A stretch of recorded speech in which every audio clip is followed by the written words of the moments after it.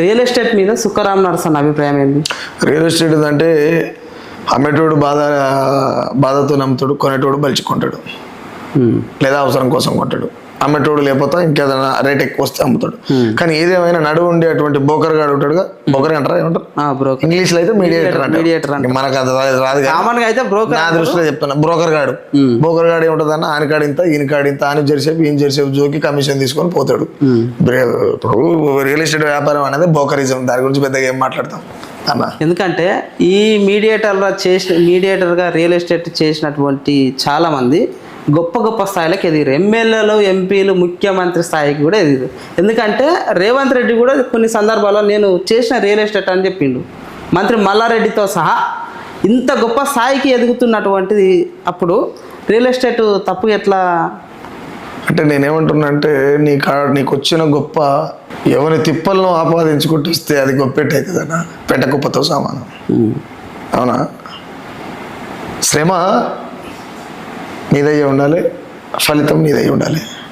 కానీ ఫలితం శ్రమ ఏమందో ఫలితం నీదన్నప్పుడు అది బ్రోకరిజం కాకపోతే ఏంటంటారు అన్నదని కాదా? అంతే. అక్రమ సంతానానికి పుట్టిన వితంతు శిశువుని ఎత్తుకుని ముద్దాడమే కదా. అది అర్థమైనకి అర్థమవుతుంది. కానీ అన్న రియల్ ఎస్టేట్ పెరగడం ద్వారా ఎంతైతే డెవలప్మెంట్ అయ్యారో, ఈ తరగడం ద్వారా ఇప్పుడు డౌన్ అయింది. చాలామంది అప్పులు చేస్తారు అన్న, ఇది వాస్తవం కూడా.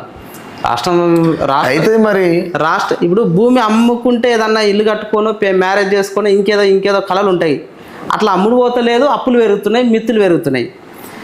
ఒక్కొక్కరు 10 రూపాయలు 20 రూపాయల మిత్తికి తీసుకుంటారు పైసలు. ఇచ్చేటోళ్ళకి తప్ప తీసుకోవడం అంటే రియల్ ఎస్టేట్ నడవక ఇబ్బంది పడుతురు అంటే ఆశ కంబల్ దాయి కడుపు చచ్చిందట వెనకట్టుకోవడం.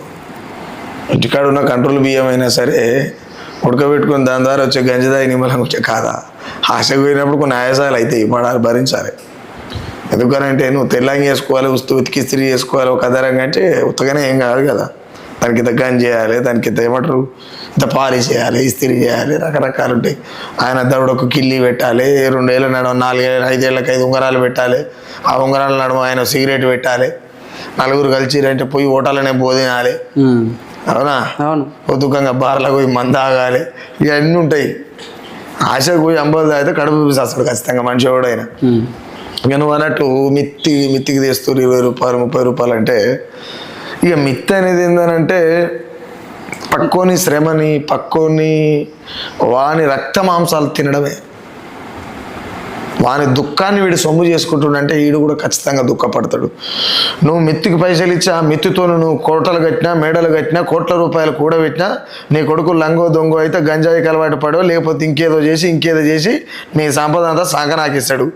లేదు నువ్వు అదే మిత్తి తెచ్చి నువ్వు అదే మితికి ఇచ్చి కోట్లు కూడా పెట్టినా, మేడలు కట్టినా, 100 ఎకరాల భూములు కొన్నా, నీకు బిడ్డ ఉంటే అది అవన్నీ వేసుకొని పోతే సున్నా. ఏం చేసుకుంటావు అని? కడుపులో పుట్టిన పిల్లలను కమ్మగా నేర్పుకుంటా, సంస్కారం నేర్పుకుంటా, చదివించుకుంటా, మంచిగా బతికి కష్టం వచ్చింది అన్నప్పుడు అయ్యో అనే దగ్గర తీసి చీర తీసి నెత్తిలో చేయబెట్టి మనకు చేతనైతే సాయం చేయాలి, లేకపోతే ఊకోవాలి తప్ప మెతికేయడం అంటే ఏందన్నా బాధలు ఇంకా బాధలకు నెట్టడమే. ఒక్కసారి బాగినాలి. ఒకసారి ఏందనంటే అప్పు అనేది తప్పు చేయడం తప్పేం కాదు, కానీ మిత్తి తీసుకోవడం అనేది తప్పే. ఎందుకు తప్పు అంటున్నంటే పైసకు పైసా అడుగుతున్నావు అంతే కదా. అవును, నువ్వు పైసతోని బేరం చేస్తున్నావు, శ్రమతోని కాదు. నువ్వు కష్టం చేసి పైసలు అడుగు, కానీ నువ్వు కష్టం చేసి ఆయనకి ఇచ్చిన పైసల నుంచి ఆ పైసలు తీసుకో, బాగుంది, ఇచ్చిన కాడ తీసుకోవాలి. కానీ ఆ పైసలు మిత్తి అడుగుడు ఏంది? మిత్తి కూడా ఒక లిమిట్ ఉంటుంది అన్న. 2 రూపాయలు 3 రూపాయలు పద్ధతి ప్రకారం తీసుకుంటే ఓకే. కానీ మొన్న మా ఫ్రెండ్ ఇట్లా నాకు ఫోన్ చేసి చెప్పి చాలా బాధపడ్డా. 10,000 20 రూపాయల మిత్తి అన్న, ఓన్లీ 1 మంత్ టైమే. అది దాటితే మళ్ళీ 2 వేలు ఎక్స్ట్రా కట్టాలి. అదే అంటున్నా కదా, ఇంత దారుణంగా మిత్తిలు వసూలు చేయడానికి అంత ఆశ అనేది పక్కన రోత తినడమే అంటున్నా నేను.